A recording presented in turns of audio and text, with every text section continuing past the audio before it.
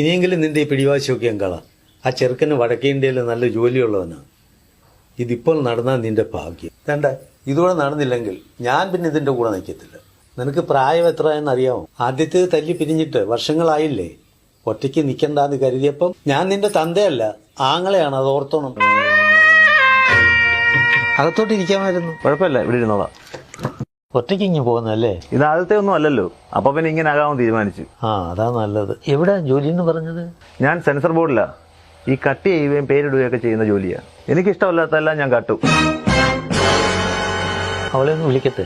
വിളിക്ക്. ജാനകി. എന്തുവാ വിളിച്ചേ? അതെ, ഞങ്ങളുടെ അമ്മൂമ്മയുടെ പേരാ കിട്ടേക്കുന്നത്, ജാനകി. അയ്യോ, അതെന്റെ ഒഫീഷ്യൽ നെയിം അല്ല. എന്റെ ഒഫീഷ്യൽ നെയിം വൈഷ്ണവി. ഇത് രണ്ടും ഒരാളുടെ പേരാ. ദാണ്ടെ, എനിക്ക് പെണ്ണിനെ ഇഷ്ടപ്പെട്ടു. പക്ഷെ കല്യാണം നടക്കണമെങ്കിൽ ഈ പേര് മാറ്റണം. ഏത് പേര്? ജാനകി എന്ന്. അതെന്തിനാ? ഈ ജാനകി ആരാ?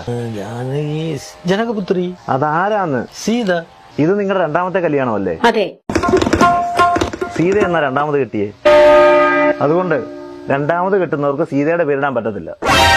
നിങ്ങൾ ആദ്യം പേര് മാറ്റി, അത് കഴിഞ്ഞിട്ട് ആലോചിക്കാൻ കല്യാണം. കണ്ണീരുപ്പു കലർന്നൊരു മണലിൽ വേളിപ്പുടവ വിരിഞ്ഞു, അങ്ങനെ അതും മൂഞ്ചി. രാക്കിളി പൊന്മകളെ